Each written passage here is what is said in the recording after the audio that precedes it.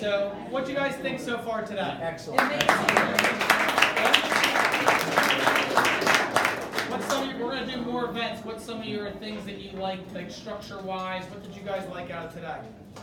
I like the breakout sessions. Everything? I like the breakout sessions like the and breakout the signs sessions? on the door, so you know, and enough time to transfer between rooms. All right, so transfer signs, the breakout sessions. Just the quality of the speakers. Yeah. Okay. So quality of speakers. Did you guys like the breakout sessions, breaking up the way we did so it could, you know, keep attention spans how they are, but, you know, get enough knowledge throughout the day? Have you guys talked to other real estate agents, maybe with your brokerage or with not, by interacting here? Yes. So one of the things that Noah and the group did when they created it was, it's kind of hard not to interact here. You guys know that, right? It was pretty cool how he built that, so it's an office of collaboration, so it's cool. I'm going to kick off Bob here in 1 second, but if anybody here wants to know more information about us, I'm going to give you a quick number. If you guys want to text me later or catch me after, it's 215-370-9107. Just text me if you want more information. If there's anything you want out of today, text me. This is all going to be on YouTube, and if you signed up, you're going to get everything today in a video. We might even do a little bonus section and compare our notes and put it all together and send to you. Would that be value? Yeah. All right, cool. So 215-370-9107 or the $1 billion office will get you what you need. So we're lucky to have Bob here today. I got to know Bob over the years. I saw Bob or heard of Bob, and I tracked him down. Right? Yeah. So Bob was somehow I found you on Periscope. And this guy's, his viewership was ridiculous. I'm like, dude, I gotta meet this guy. He's great, he's interactive, he's got a ton of followers, he's dropping content, left and right is valuable. How do I meet this guy? Well, in one of his talks, he goes, I live in Philadelphia. That's when it started. So I really hired a private investigator to find this guy. So no, but in all seriousness, messaged him. You could tell he was the real deal. Him and I met up, became friends. Dropped some value back and forth over the years. He actually spoke at the Sheraton in King of Prussia, right, for Coldwell Banker when you did that for us.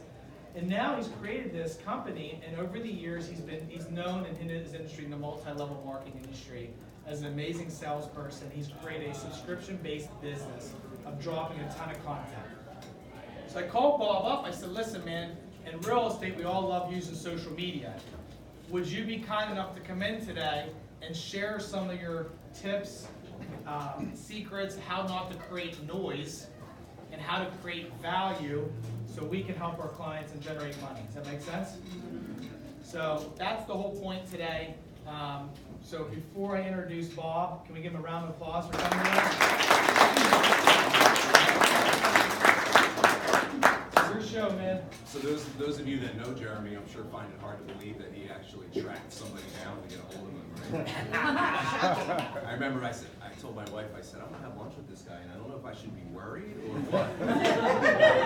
It worked out well. No, but I really I appreciated Jeremy's eagerness to learn, and I think that one of the things for me that really stood out about him is after he reached out to me, I started, I do what we all do. We stalk people on social media, and I went to his Facebook profile, and I saw that he was doing stuff that was really different than what I see most other real estate agents or just business people in general that are on social media trying to generate leads. He kind of got it. He understood the right formula. So I said, hey, this is a guy I definitely should connect with. And even though in my business I typically don't really serve real estate agents, I work primarily with people that are in the multi-level marketing, network marketing space.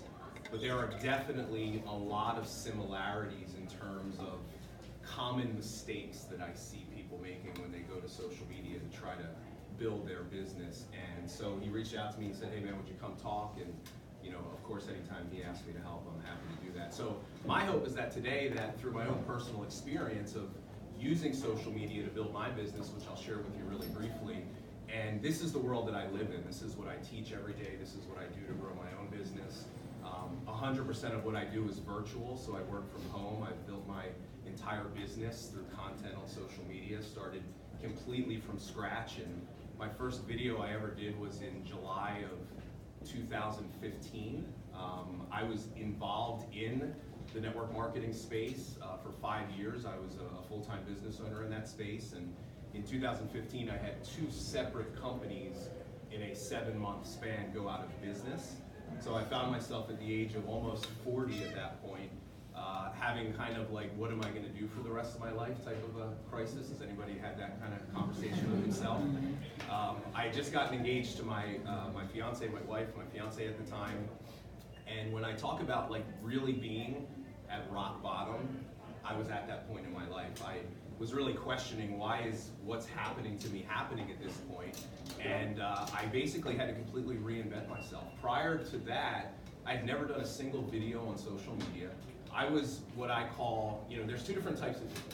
There are people that are on social media, and there are people that are using social media for their business. I was one of the people that was on social media, and what I mean by that is I was a scroller, and I would just consume for the most part. Occasionally, I would put something out there that was mostly just promotional, me trying to sell the thing that I had, but I was never seeing any results. So it was like a total just waste of my time, but I was tricking myself into thinking that I was working my business, but I wasn't seeing results. So that's how I categorize somebody that's on social media. If you're not consistently generating leads, quality leads for your business that are turning into sales, you're not using social media, you're on social media. And the thing that I'll urge you to understand is social media is, it's both the best thing I believe that has ever happened to business and entrepreneurship, but it's also the worst thing.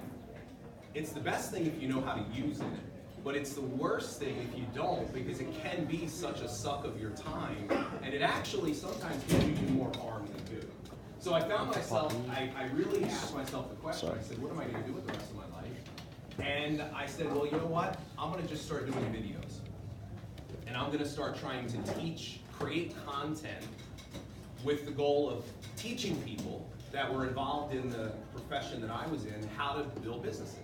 And when I started, I had no idea where it was going to go. I literally woke up on a Monday morning. At the time, Periscope was actually, anybody remember Periscope? So Periscope still exists, but people don't really do it anymore. It was a live streaming video app. And this was right when live streaming was becoming popular. And I can remember I had friends of mine that for the better part of a year kept urging me and telling me, dude, you gotta do videos on social media. You gotta do videos. And it was like the type of thing where, like, how many of us are like, we know that there's things we should be doing and we can do to build our business, but if we're honest with ourselves, our fear kind of sometimes keeps us from putting ourselves out there and actually doing that. Well, that was me, that I was living in that space, but here I was, rock bottom, no idea what I was gonna do. I said, if I'm ever gonna do it, now's the time. I woke up on a Monday morning at 8 a.m., I went live. It was the scariest thing I'd ever did in my life. I got over it. It was not a great video, but I did it. It was in that very first time that I did the video, though, that I got a small little glimpse into the power of the medium of video and content when it comes to social media, making a connection with someone. There were only 5 people on there, but I got a taste of what was possible.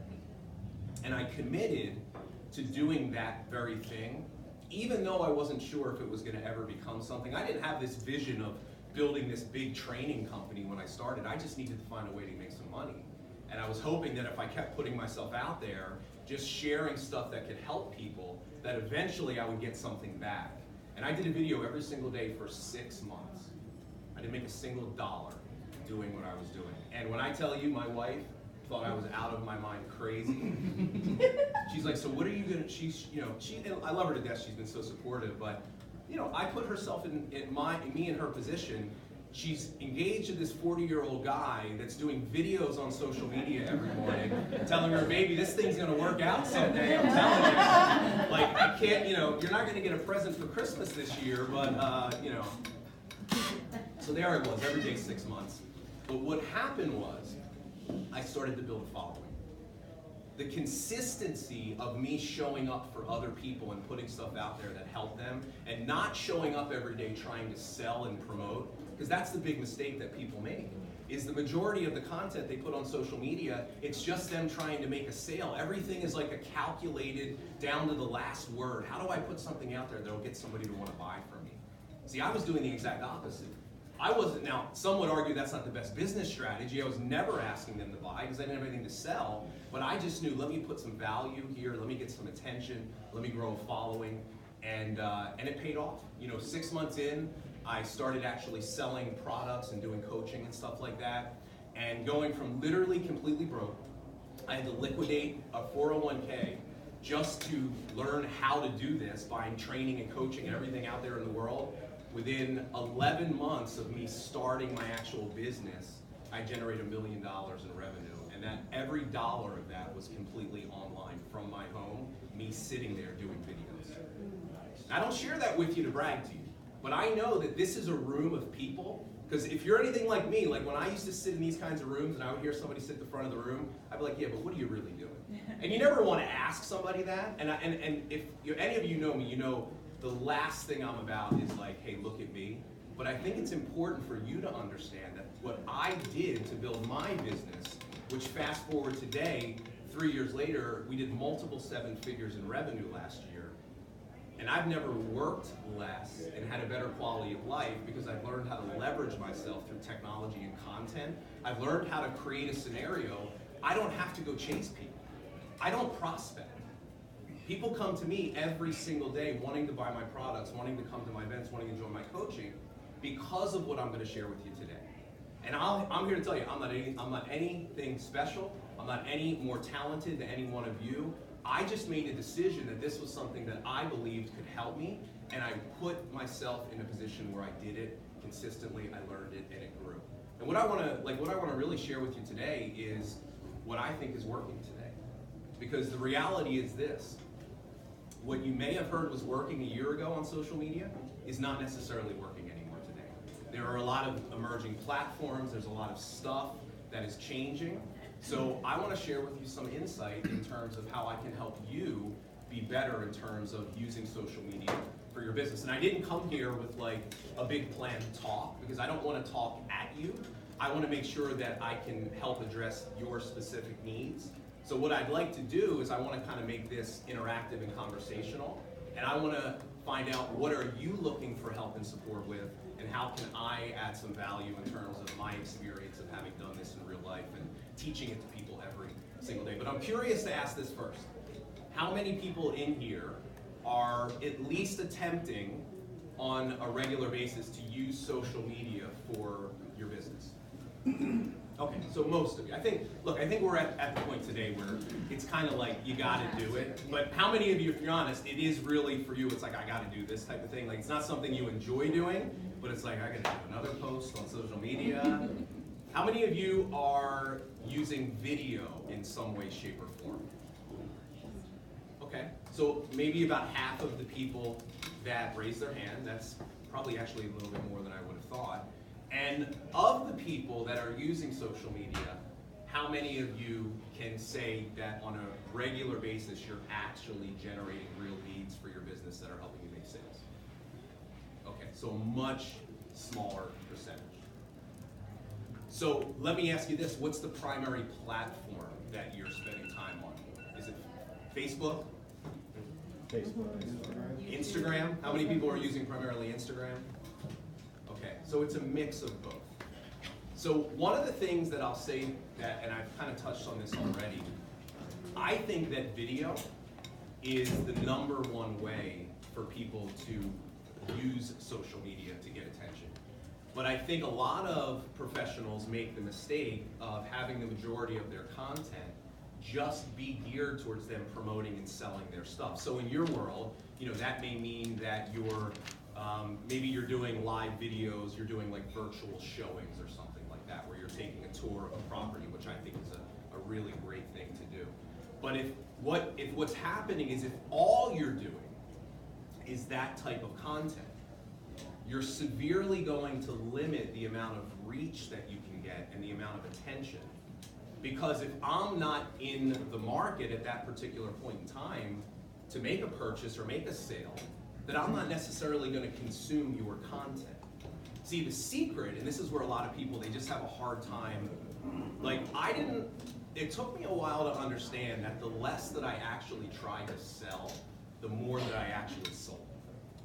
Because people are very sensitive to when they feel like they're being sold, right? How many can you agree that like the moment you start to transition that conversation into, hey, do you want to buy, people's defenses go up. Yep. Well, that same thing happens online. It's just happening virtually, and you're not seeing them tune out when it's always a promotion or a sale.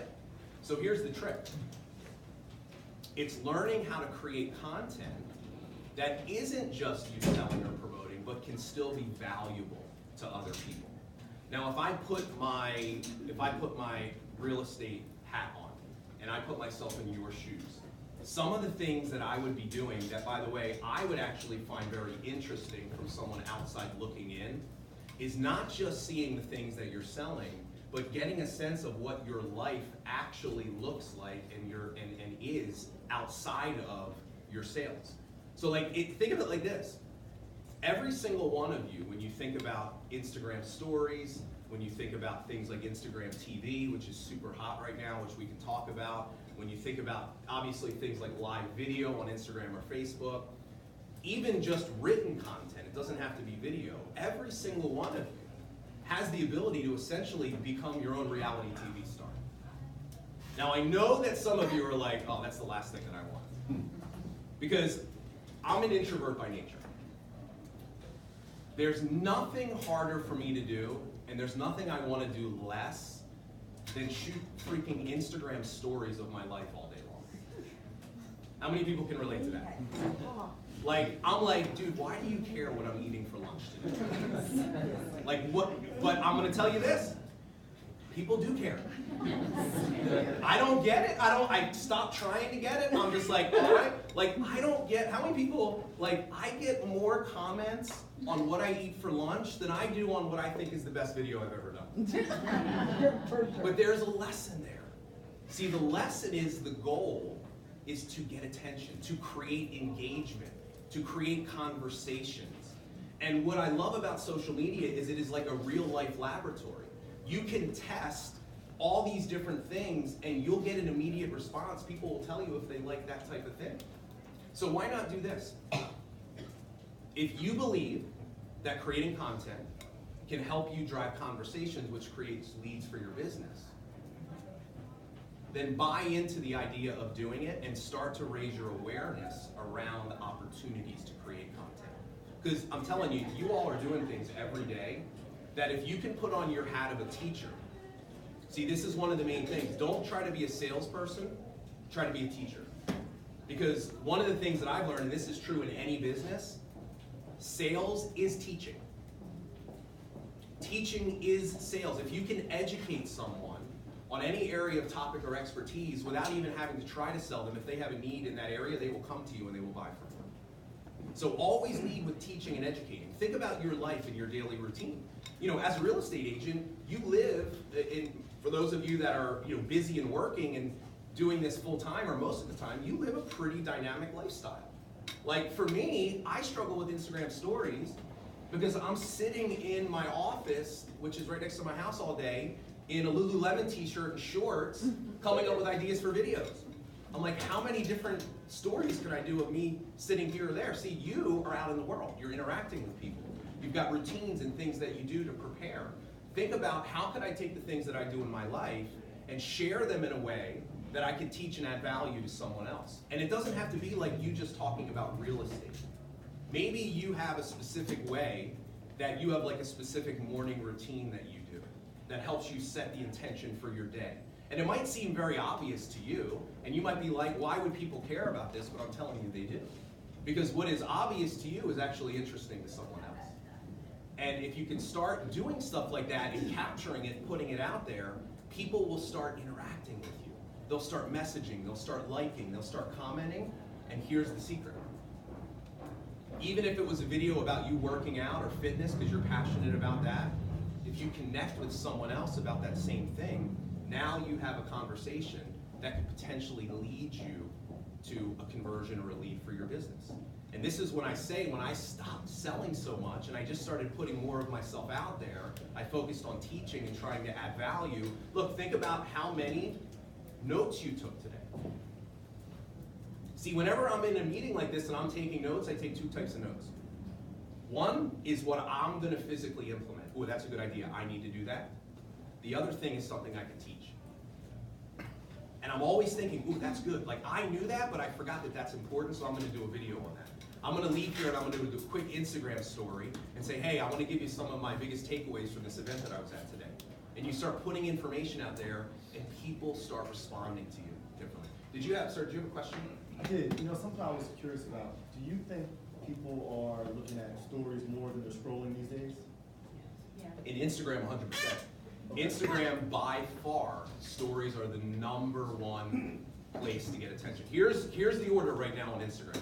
Stories, by far, #1, it's not even close. #2 right now is actually Instagram TV. Barely anybody is even doing this. How many people don't even know what Instagram TV is? Okay, so Instagram TV is it's inside of Instagram. So if you go to your Instagram app, in the top right-hand corner, next to your where you check your DMs, there's like a little TV symbol with a squiggly line in it. You probably noticed it. Did you know what it was?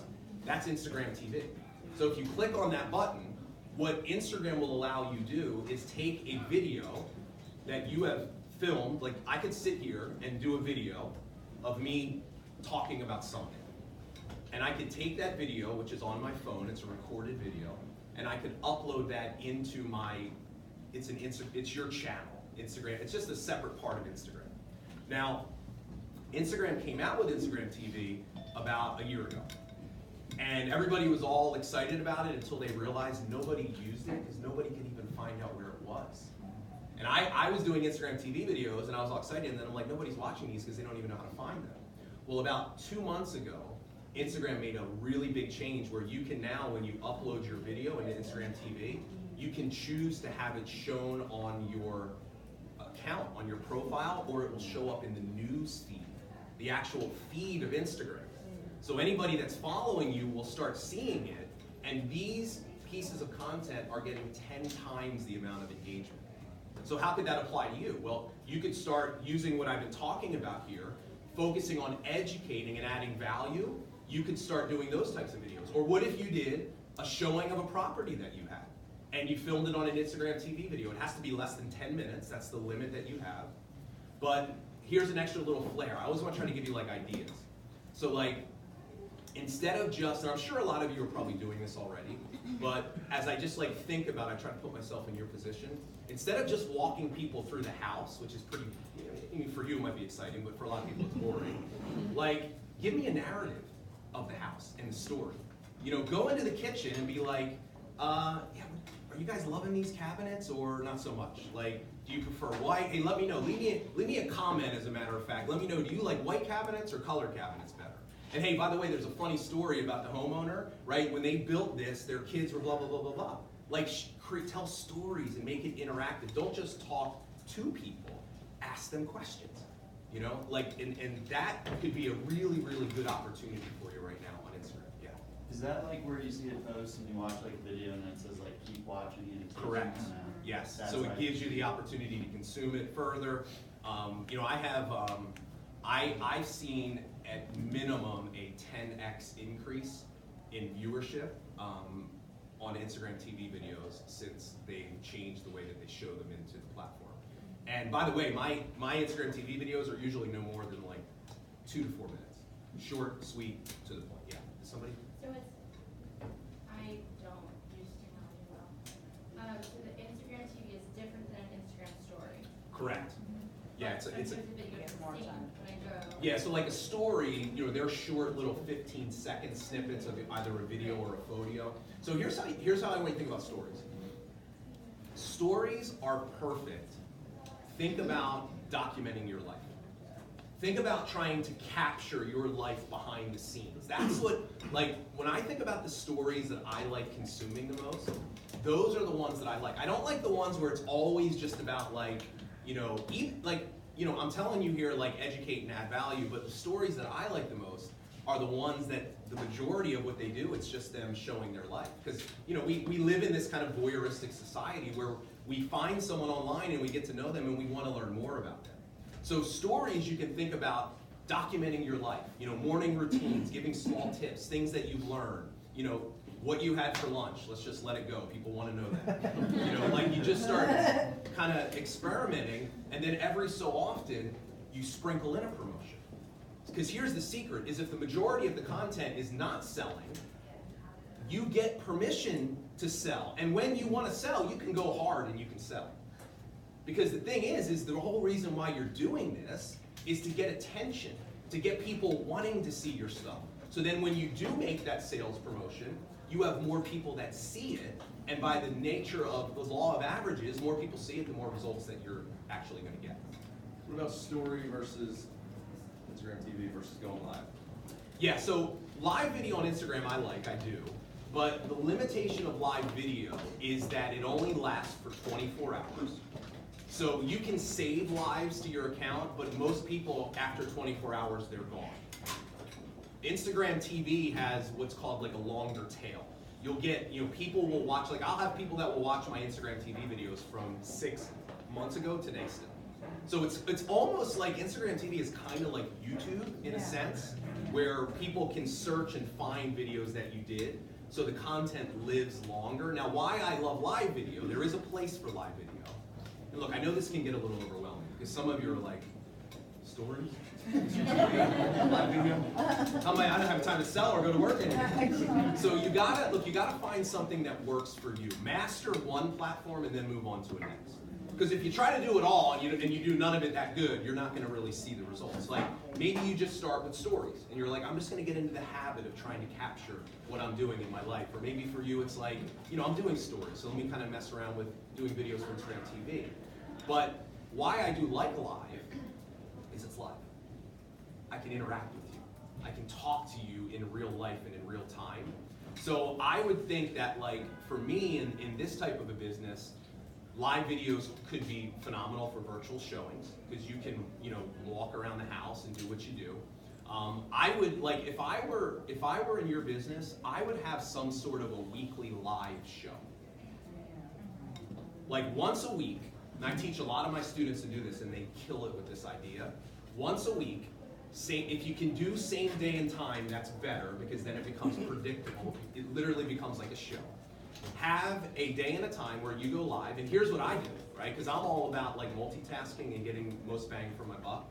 I have 2 phones, and I have a tripod that has 2 holders.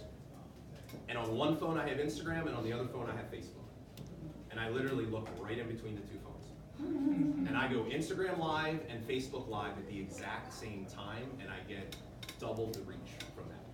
When I would have a live show, and that show would be primarily education focused on a topic. Now, obviously you all are in real estate, so you have to think about how can I position myself in terms of educating and adding value, but have it be relevant to people that are not just in the market to buy or sell. Because I want to try to grab people's attention and keep their attention. So maybe part of what you do is education about real estate, but maybe there's another component of what you do, it's something that you're passionate about that you bring to the show every single week.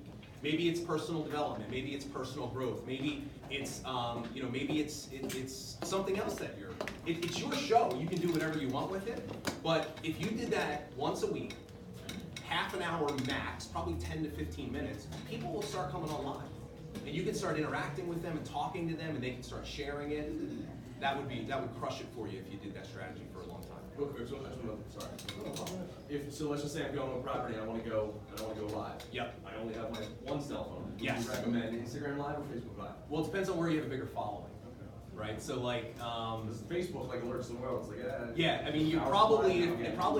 if you're just starting out, probably Facebook is going to be the place for you. Yeah. Some people have invested much more time and they have a bigger following on Instagram. So you just got to do what makes the most sense for you at that particular moment. But I mean, look, in your business, I think if you're really serious about using social media, Instagram's got to be a part of your strategy. Because the way things are heading, you will get 10 times the amount of engagement right now on Instagram than you will Facebook. Facebook is getting really funky, and it's becoming like white noise for a lot of people. Like I've been on Facebook and I built a huge community there. So I'm like way too invested to not be there. But like Instagram, like I love Instagram. It just feels much more kind of intimate and personal, and it's easier. Like I could message someone on Instagram and they'll message me right back that would never respond to me on Facebook. So I think there's part of you got to do what makes the most sense for you today, but you also got to be thinking 3 to 5 years from now, where's the opportunity for me moving forward? Yeah. So is basically your idea to just create enough content that the people will start engaging you more, Totally. Just keep testing it out, seeing what type of things that actually offer you value that they engage Exactly. with, and you're just trying to drive like conversations. So it's got to be the intersection of two things. It's got to be what people are interested in, but it also has to be what you're passionate about. Because like, See, I never want to do content just because I think people will like it, because you're not going to do it. You won't enjoy it. Does that make sense? yeah, I guess it goes back to my question. Sorry, like what you were originally saying. Are you using Instagram or are you on Instagram? Like, Instagram is at least what I use, just because I guess with my following, Facebook is just every other realtor in this room, and then I am posting selfies. Right. So like I use Instagram. I use the story a lot. I've made it like a lot more of a focus this year, and I get like a ton of great responses, a lot of good interaction with like friends and family. And I'm obviously trying to cultivate like my COI, but I don't like just, oh hey, thanks for like commenting. Hey, by the way, you know anyone who's like interested in buying and selling? Yeah. My thing is like, how do I convert those conversations to like actual business? So that's always the challenge, and I wish there was like an exact right formula to say, hey, if you do this and say this and wait, it doesn't work that way. Yeah. The way that I view it is this: if I believe in what I do and what I have to offer people, and I know that I am adding value on a consistent basis to them, and they're telling me that, I've earned the right ever so often to ask people either are they interested or do they know it. Okay. And so here's where most people make the mistake. Most people make the mistake when somebody says no, they ghost them. See, in our world, here's what I teach people. It starts with no. It doesn't end with no. It starts with no. See, people get stuck in relationship building, and they're so afraid to bring it up. I'm like, you got it all wrong. Go for no earlier, then relationship build. At least find out if they're interested. And look, if you turn someone off because you ask them, do you know anybody that's in the market, or that would you be interested? You don't want them as a follower anyway. They did you a favor, right? And what you'll find is some of this stuff will just happen naturally. Because if you get more people looking and watching, and then they see that you make a post about a listing that you have, you're going to be front of mind. And and the next time they're at a party and their friend says, yeah, Susie and I are looking for a house, or like, well, you need to call so-and-so. Go check out his Instagram account. And that, I'm telling you, that is literally the way that I built my business, was through referrals from a small 5 people on the first video. It took me 90 days to get 20 people of doing a video every single day. I mean, I remember the first time I had 20 people, I was freaking out. Because I'm like, there are 20 people, I don't know who they are, and they're watching me talking right now. And I'm like, I don't even know what I'm saying anymore. But it was just the consistency and one by one. And I love what you said, because you're doing the hard work behind the scenes. See, a lot of people, it's funny, I heard one of my clients say this, and I was like, that's so funny. Like, they call it post and pray. That's the strategy to build a business. Let me post and let me pray. Lord, send me a lead.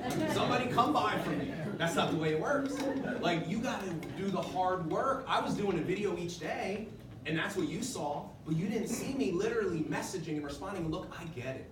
It's time consuming, and it's hard. And there's this need to like outsource it all, but I'm telling you, it's one-to-one, it's person to person. That's how you build it. It's the grind, it's the hard work. Look, set aside time each day. You shouldn't be on social media all day long. People have this misconception, dude, you must always be on Facebook and Instagram. Not really. I've got certain segments of my day that I have, they're dedicated to me going in. I use software programs, so I use I can share with you, for those of you that are really serious about this stuff, I use a software called Agora Pulse. Agora Pulse, that basically allows me, I can take my LinkedIn profile, my Instagram, my Facebook, my YouTube, all my social channels, pulls into one program, and I have one news feed of all the comments on all my channels. Whoa. So I can literally, it's called Agora Pulse, Agora Pulse. So I can literally do that, or here's what I do. I actually have someone on my team who's trained in social media that understands my language. We have a preset document with my responses to common messages that she will just copy and paste for me. So it's actually my voice and my words. If it's something that she's like, this requires Bob to actually respond, she can tag me in it. So when I go into Agora Pulse, I have assigned comments that I can respond What's to. that cost you per month? It's $100 a month. Yeah, it's So all your $99. feeds go into one spot. Everything, you can schedule content in there. It'll catalog content for you. I mean, it's, you know, but my point is that you're only limited by your creativity and your resourcefulness when it comes to this stuff. So I was in LA once, and I met this agent, and he had like 75,000 followers, right? So I said, hey, you know, would you mind sharing how do you build such a following? So what he said was, he posts 3 times a day and always has 30 hashtags. Mm-hmm. So how does video, because you don't put hashtags on video, right? Stories you can hashtag. You can. Yep. So that, how do you drive people to see these videos if they're not following you already? Yeah, so with Instagram TV, you can, you know, they do have a discover category. So you can actually be discovered if you have, you know, if you're getting some decent engagement, people can find your videos. The key to growing your account though is hashtags.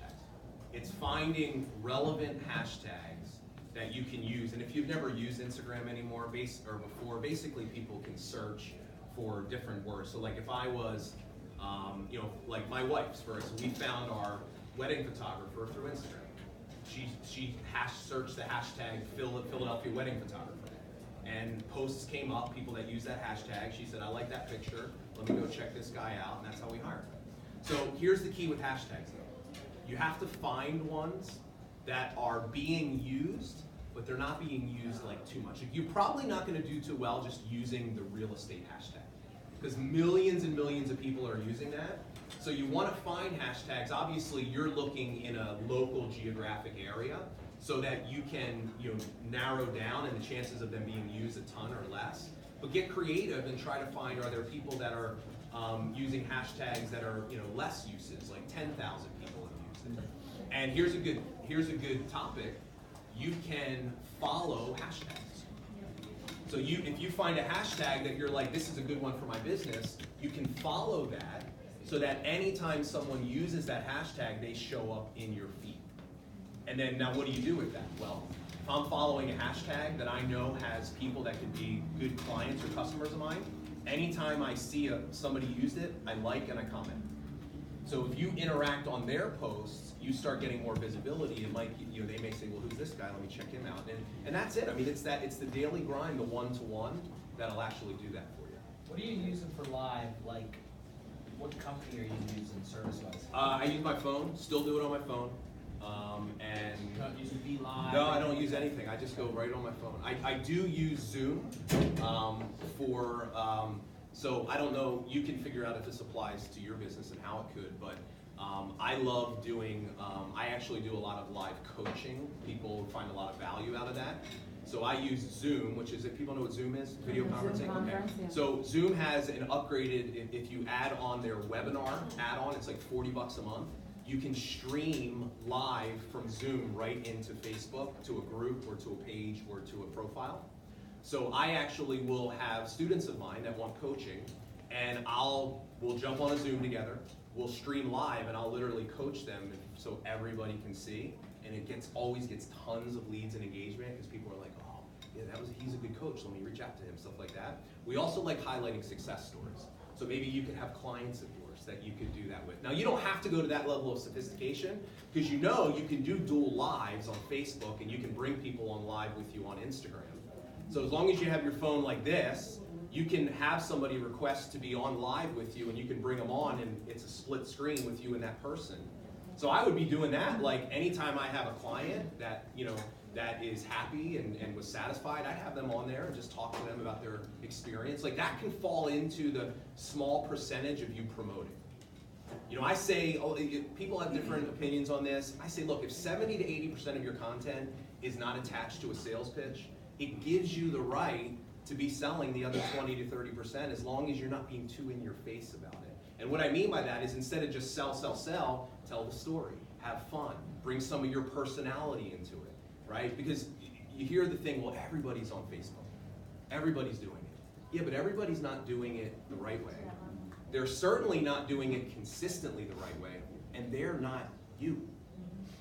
There's no one else in the world that can sell the way you sell because there is no other you. Nobody has your story. Nobody has your experience. Nobody has your quirkiness and all the other things that you're afraid to put out there, but are the very things that will make you stand out. So what do? We go to social media. We water ourselves down. We don't want people to really know us. We become this like version of ourselves that we think we need to be to have success. And we're like everyone else and we don't stand out. Don't be afraid to put yourself out there. Look, I learned this early on, that you can't trade your own authenticity for the approval of other people. Because that's what we do. We allow the judgments of other people to control us, and we don't show up the way that we know we really can show up because we're afraid of their opinion about what we do. Guess what? They're going to have that opinion anyway. So don't let your dreams die because you're worried about what someone's going to say or think about you, right? And look, I struggle with this because when I first started out, I'm like, dude, I'm not even going to be able to see my buddies at the bar anymore. Because you're going to be like, what are you, a motivational speaker now? Right? And I heard it. Look, I had and you know, there's a good ending to the story. We wound up becoming very close friends again. But I had one of my best friends that we went through those two companies that failed together. He was supposed to be a best man at my wedding, and he literally didn't even come to my wedding. Because when all that went down, and I said, instead of me wallowing in my pity and saying, oh, why this happened to me, I'm going to get out there and I'm going to make something happen.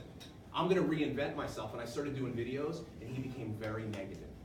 Posting online, making fun of me. But what I had to realize is it had nothing to do with me. It had everything to do with his own insecurities. You know, but I had to ask myself a question. I said, am I going to let one or two people's negative opinions about me and my business keep me from potentially stepping into something that's greater for me in my life? And all I'm here to tell you is the moment you can get over letting go of other people's opinions and you start showing up in alignment as you really are and you start to be seen, you cannot imagine what that will do for your business. So, you have a magic equation or balance between, there's the part of you want to deliver value. Yep. You want to deliver content that teaches people something, but they're really interested in what you had for lunch. yes. So how do you balance that? Because I'm one of those folks. Yeah. You know, you can post something that really is relevant about real estate. You're not selling anything. You're explaining the market. You get 10 views. Right. You post something really stupid and you have people follow. So Yeah. how do you So balance that? it's a great question. I think you have to do what feels authentic for you. So in my business, I do spend the vast majority of the time teaching because it's just the thing that I love to do. But when I teach, I'm bringing my personality into it. I think that the platform for the eating lunch stuff is like Instagram stories. Because you can get away with that because think about it. If I'm watching your Instagram story, it's because I chose to watch it. So like, I'm not gonna get annoyed like when Facebook, when the videos come through and it's something I don't wanna see, I'm like, why am I I'm choosing to go look at it. So it's gonna be different for anyone. For you, if you're, like me, I'm more like driven by coaching and teaching and educating. So I would say probably 80% of what I do is that. And I sprinkle in the other stuff. But maybe for you, you're kind of more like, you just like doing the fun stuff.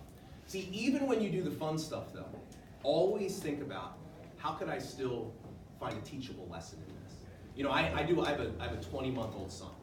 So as you can imagine, there's lots of interesting teachable lessons in my life throughout the day. And so what I learned to start doing is taking these funny kind of things that my son is doing and asking my, like it's almost like lessons on business and success for my 20-month-old son. Like as I'm learning and watching him through a new set of eyes and seeing him, I'm telling these stories because stories are the thing that wins. What I find is the less I just try to teach, and the more I use stories as a way to teach. I share experiences and things that have happened to me, and the funnier and the more embarrassing, the better. Right? Because here's the thing, people don't want to hear you talk about your success. And some people, they slip into this crack where they're like, well, I need people to know I'm credible. So I'm going to talk about all that I've done. How much I've sold. I've done this. And all you wind up doing is turning people off. Like, how do you feel when you meet someone like that at a party? That once the first thing they do, well, let me tell you how successful I am. You're like, I'll see you later. Here's what makes you credible.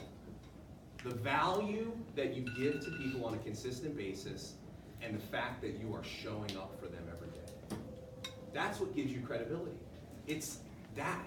And all the other stuff, I'm not saying that it doesn't have a time and a place for you to share that, but it's not on the front end of the content that you're putting out there. What's the book I recommended earlier, but you mentioned it, I think it's top 5, top 10 book of all time. My Story Brand? Oh yeah, by Donald Miller.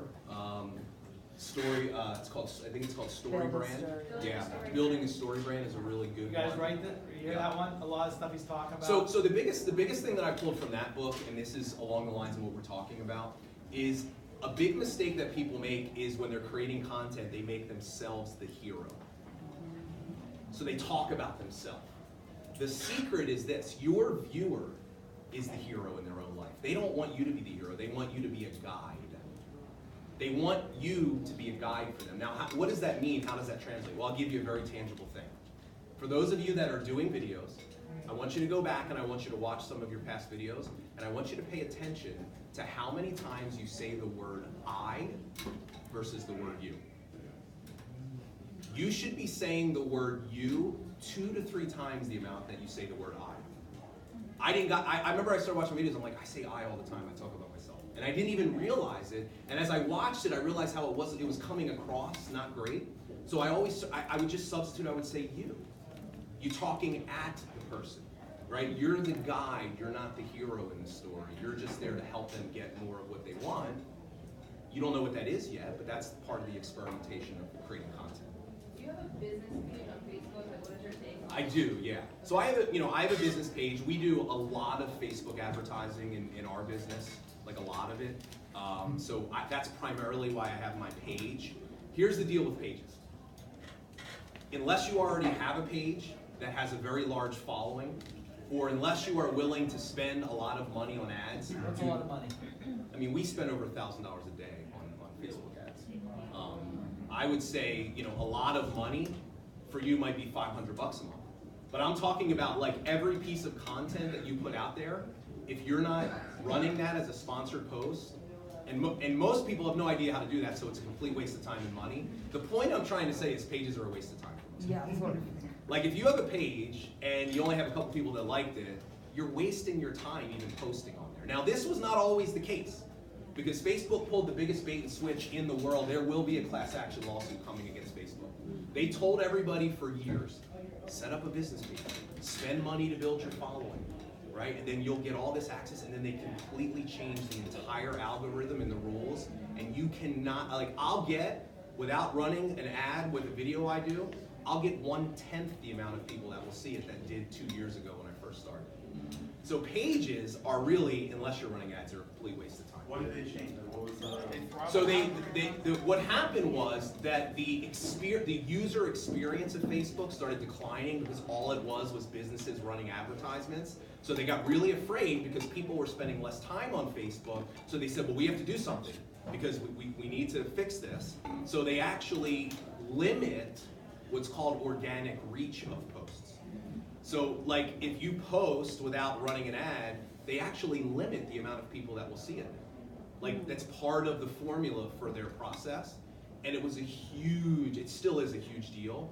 But my point being is that the majority of you should be concentrating on your personal profile. Now people say, yeah, but you can't sell on your profile. Listen, if Facebook actually enforced that, there would be not even probably 1% of real estate agents in the world that would even have a Facebook profile anymore. Or people that are in my world. If you're doing it the way that I'm teaching you today, you're never gonna have a problem and you're gonna get so much more bang for your buck. So you mentioned like you're basically using all these different platforms, like you might do a video, but you're not gonna post that same video to all the platforms and like copy paste everything. You might do something Instagram story, but you may not take that video and post it. Great question. Here's the secret of making this not be literally a 24/7 deal for you. Repurpose. So what that means for me is I will shoot a video I'll do a Facebook Live that I then will take, and that Facebook Live will then go on my YouTube channel. That Facebook Live video will get uploaded to LinkedIn right now, because LinkedIn video is like one of the hottest things out there right now. We can talk about that if you want. It gets edited down into short little pieces, right? I have a video editor that I found in the Ukraine that I pay $8 an hour to edit videos for me that I found on a website called Upwork, UPWORK. You can outsource non-US. They're speak English, they're like dynamite. I pay him to do all my video editing, but I take that one video and it becomes like 10 different pieces of content that go on stories, IGTV, and I outsource all that to a virtual assistant that does all that for me. So you should be repurposing. And you should also be taking videos, like if you do a recorded video and it crushes for you and it's like great, post that same video 2 months later. Like keep reusing your best stuff because you have to operate under the assumption that most people are not gonna see it. And even if they do, I've never had a single person that reached out to me and said, hey man, I'm kind of angry at you for posting that video again that I saw 6 months ago. Nobody ever said that. What they'll say is they'll say, yeah, I know you shared that before, but I needed to hear that again. That was really good. So repurposing is a really important thing. Just one more question. You mentioned something about delegating before, like you delegate certain things and then they tag you to when you actually need a post. Can you talk specifically about like what you actually do specifically and what you think is okay to delegate?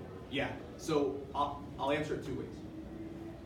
I think the more relevant thing is for me to tell you what I did in the beginning, which was everything. I did everything on my own for about 1.5 years. And then I realized that there was a smart, like if I had one thing that I could do over, I would have outsourced it sooner. I didn't understand how inexpensive it was for me to get rid of some of the menial administrative tasks of my business at a very, very low cost to very capable people that are happy to do that type of work. That would have probably allowed me to just have a little bit more time as I was going through the process. Today, my business is different because I've built a company and I have 4 full-time employees that are all virtual. But my thing is, so here's what I think of. What is something that only I can do that will generate the best results, and that's content for me. So I mostly just create content. That's what most of my day is spent coming up with ideas for videos, ideas for my podcast, and that's all I do. Film, but here's the secret, I batch. Now you can't batch a live video because you have to do it live, but I'll have 1 day dedicated to filming videos, and I'll knock out 15 videos that will last me for the next month and a half. Do them all in one shot, and then I'll just drip them out over time. Different outfit, different shirts. That's a little bit of a pain in the butt because I'm like literally like, anyway. But It's the same thing, because Aaron Hardy wears the same thing. yeah, I do sometimes, but it's funny because it's like people are like, for some reason, all I'll do is I buy black and blue shirts, and they're like, do you have anything but a black and a blue shirt, right? But anyway, so. What's the schedule like? So if you're in real estate, one of the things I hear a lot is, Jeremy, it becomes overwhelming. It becomes like another job. Yeah. What tips would you give to everybody today? Hey, your main focus is being a real estate agent. What times a day should I spend, and how much should I spend on this? Well, in my experience, it's only overwhelming to people that are not seeing results. If you're doing it and it's working for you, it's not going to feel like a job. It's part of what you do. Now, having said that, I still get that it can take a lot of time, especially in the beginning if you're just starting out. You got to allow yourself time to figure it out. It would also probably be smart for you to be intentional about how much you do it. Blocks of time. I mean, I'm sure, look, I know the company you guys work for. I mean, you know how to run your week. You know how to schedule your week in advance. You know how to set business hours. I have specific times of day blocked out that I do this type of stuff. And I make sure that it's not during my most productive business hours. Meaning that if I can be on the phone with a client or I'm calling leads or something like that, I'm not going to be like filming videos during that period of time. So I need to be a little bit smart and strategic in that sense, but it is a trade-off. I mean, it is a sacrifice, but I think, I am living proof, and there's lots of other people like me. It will absolutely pay off for you if you can figure it out and you can do it well. So, yeah. Is there any specific time that there's more engagement? Yeah, so that's a great question. It's pretty much across the board for the most part. I say 2 things to people. The most important thing I say is you got to do when it works for you. You have to, if the only time you can do live video is on your, I have a lot of friends of mine that, you know, when they first started, they were working jobs and stuff, and they used to do drive time videos in the morning. You know, they had a little dashboard cam, and while they're driving, they're doing a video. Now, some people like shouldn't do that, but that was the only thing that worked for their schedule. So maybe for you, the only time you can go live is like at night after you get home from the gym and it's 9:30 and you're like, all right, let me knock this thing out right now. Maybe it's lunchtime. It doesn't matter so much when you do it, it matters more that you do it. Because the way that it's gonna work, the vast majority of people are not gonna see it live, they're gonna see the recording. And the way that Facebook works in particular is if you and I are connected on Facebook, and the Facebook algorithm has determined that there's a relationship between us, meaning I've engaged with your content. If you do the video at 9 in the morning, and I don't log on to Facebook till 7 o'clock at night, I'm still gonna see your video on the top of my newsfeed, because that's the way that the algorithm works. So worry less about when. You would never wanna have that keep you from doing it, but if you've got the flexibility to experiment with time, do that. Try it in the morning, try it at night. I do my videos, when I was doing 8 a.m. every morning. Because I knew I was the type of person, unless I had a time that people were expecting me to go live as my accountability partner, it would be way too easy for me to not do it. So I did them every day, 8 a.m., because I knew if I could just get it out of the way in the morning and it was done and I didn't have to worry about it till 8 a.m. the next day, right? It depends on what works for you, but there are plenty of people doing them at all different times, having success. The only common thread is they're consistent in actually doing them. So, I assume when you were creating content, you kind of had a map of the content you were going to produce for that week or month. You didn't just like. yeah. Well, in the beginning, I was like, it was by the seat of my pants. Yeah, I mean, I was, you know, because I was like, I didn't even know what I was doing. I was just trying to figure stuff out, right? I literally went through my old notebooks. Every morning, I would wake up. And I wasn't a morning person at the time, but I would wake up at like 5:45 because I was so stressed out that I had to do a video at 8 a.m. And I would just open my notebooks up. And I would be like, ooh, that was good. I'm going to do a video on this today. And I would just say, hey, I was going through some old notebooks and I found this. And I wanted to, let me tell you a funny story. And that's what I did in the beginning. Now, for us, it's more intentional, right? Because it's evolved for us over time. So, you know, we pay more attention to the flow of content. But for a very long time, and even with my lives, most of the time when I do a live, the day before, I have no idea what I'm going to do at all. But here's what I do have. In my phone, I have a list of hundreds of ideas for videos. So I use an app called Wunderlist, and anytime I'm in the car, I'm listening to a podcast, I'm running, idea for a video, jot it down. I'm reading a book, that's really good. Take a picture, put it in there, video. Something happens at work, I'm on a call with a client, idea, video. So I'm constantly, I've just raised my awareness around ideas so I can wake up in the morning and say, I wonder what I'm going to do the video on, because I can just go through my list and say, oh, okay, there it is right there. And it's just, you know, content creation is like a muscle. You build it up over time. You know, it's not going to be real strong in the beginning. You're going to stress out about it. You're probably going to suck in the beginning. I did. But you're going to get better. You're going to learn what works. And over time, you'll refine that skill. Yeah. And how do you work with your YouTube stuff, like to get more subscribers? Yeah, so YouTube for me has really been an afterthought, if I'm honest. You know, I've built up a subscriber base on YouTube just as kind of like an overflow of my other channels. Yeah, YouTube is actually an area of focus for us this year. Let me talk briefly about LinkedIn. LinkedIn right now, there's an incredible opportunity. Now you'll have to figure out how this works for your business, but LinkedIn introduced native video about 6 months ago. And what that means is I could film a video right now on my phone, and I could upload it directly into LinkedIn right from my phone. The LinkedIn newsfeed, if any of you use LinkedIn, it feels a lot more like Facebook. But here's an interesting stat. There's 600 million people, I just did a training on this a month ago. There's 600 million people on LinkedIn. Less than 1% of them, it's actually like less than 0.5%, have ever published a single piece of content on the platform. So I want to think about this. Imagine if on Facebook, you were the only person in your network, only real estate agent, but the only person even posting. Do you imagine how much easier it would be to get noticed? Well, LinkedIn, that's what's happening right now. I love LinkedIn because you can do targeted searches. You can find people based off geography, job title, interests. You could build a network of people that would be great potential buyers for you and leads, start adding value to them through content, and here's the other big thing. 2 months ago, LinkedIn announced that live video was here. Very few people have it. It's still in beta testing, but you're gonna, within the next 6 months, you're gonna see tons of people going live on LinkedIn. Now here's the only difference about LinkedIn. You really need to keep it more business focused and teaching, right? Like what you ate for lunch is probably not gonna play too well on LinkedIn.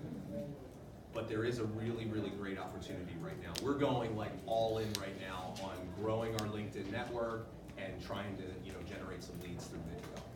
So just to expand on that, on LinkedIn, so I have LinkedIn, I have all of them probably, but LinkedIn I feel like people don't really go on there as much as they would go on like Instagram and things like that. Like I only found it to like connect with people and just kind of build your network and kind of know who people are, but like are people actually going on there to scroll and see what kind of content? It depends on what they do. Professional people that's the main platform they're on. But what they're doing though, here's the difference, is most people that are on LinkedIn are only consuming content. They're only consuming content from a small amount of creators, or they're on LinkedIn because they're looking for a job. They're looking to network for a job, but there's an opportunity there. They're still on LinkedIn. And when I think about your world, obviously people that are professional type people that are generally more well off, great potential buyers or sellers. So if you could build within a local geographic area, so you have to find different professions.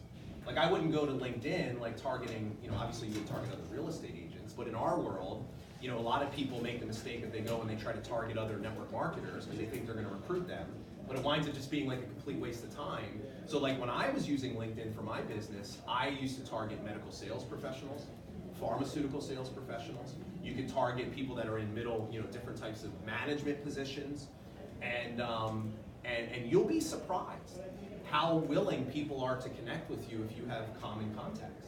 Because that's not like, on Facebook, it's still kind of like a weird thing. It's funny, like my wife, even though I do what I do, and I'm like, I connect with everybody on social media, she's always like so weirded out when people send her requests. She's like, who's this person? Why are they friending me? Right? Like it's still kind of weird to do that on Facebook, but on LinkedIn it's not weird to do. Especially if you have common connections and you start growing your network organically like that, there's a great opportunity for you. All right, 2 more questions. Stacy, you raised your hand 5 times. Sorry, Stacy. Bob, you had me at hello, and you've given us so much valuable content. I want to be sold. Tell me about how I can be your client. Whoa, look at that. Okay, so Stacy's a plant, by the way. She comes with me to every. We almost thought we weren't going to get her in.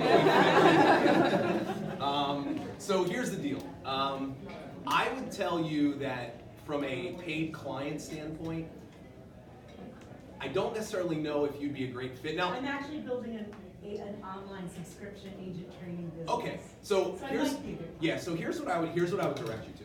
So I have a podcast.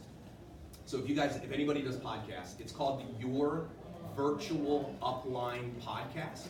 Very good. It's probably one of the favorite things that I do in my business.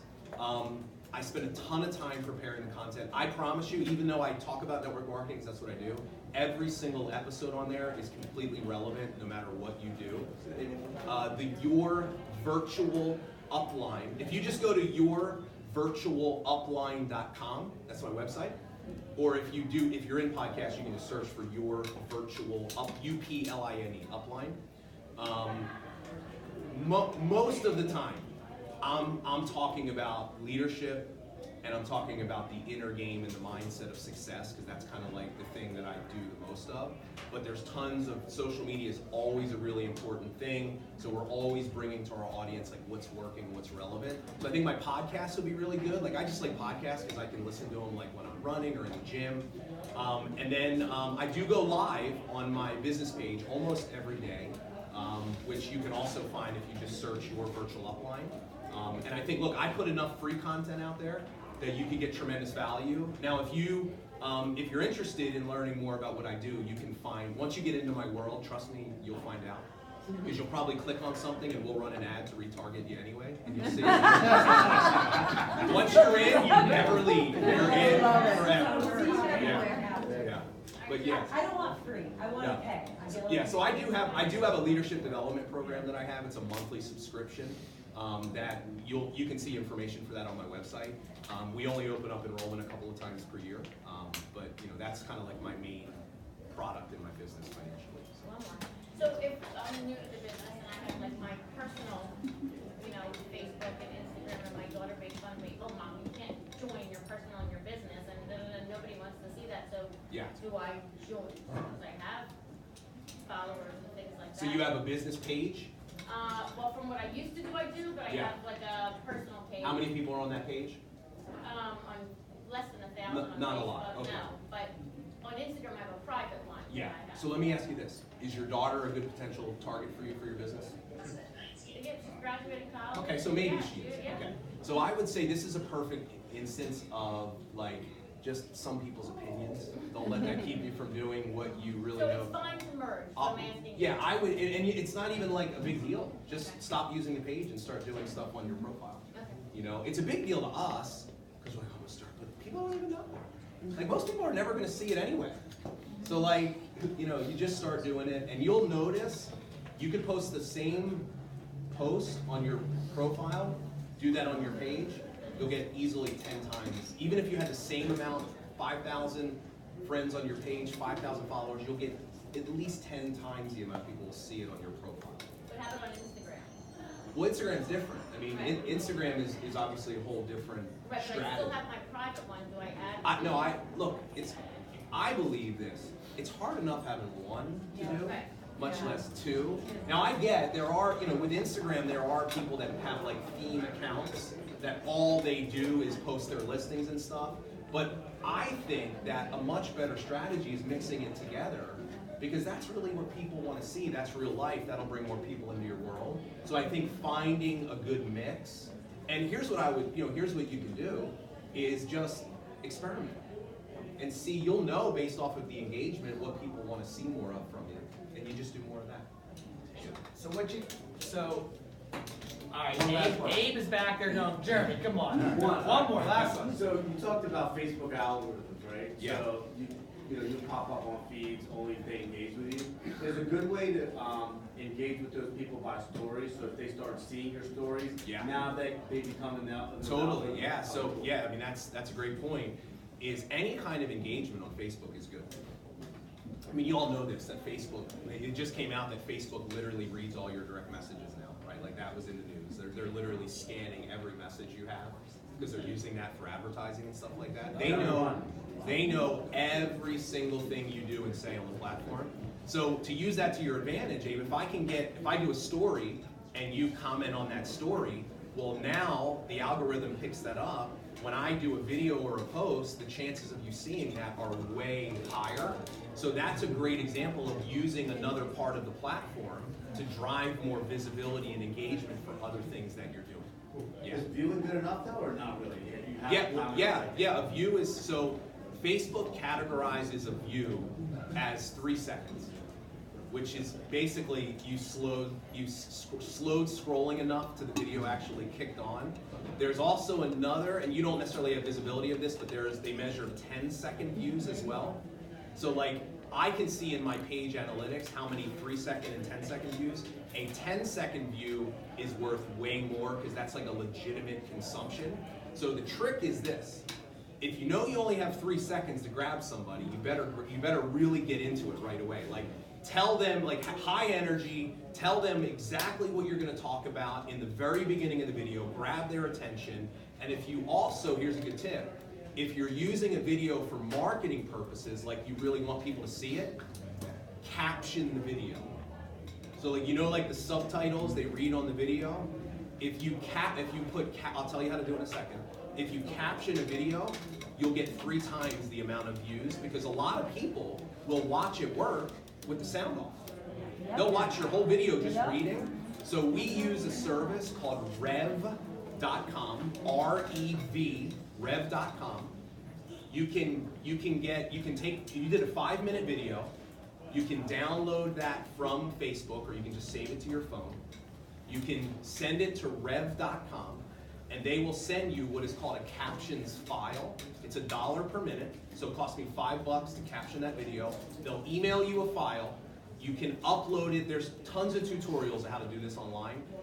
Once you do it, it's so simple. You can upload that file to the video, and the next time you watch it, it'll have the words on the bottom. The captions will be on there. And that will increase your viewership by 2 to 3 times if you're doing videos like we're talking about. Yeah. So what do you guys think? Very much.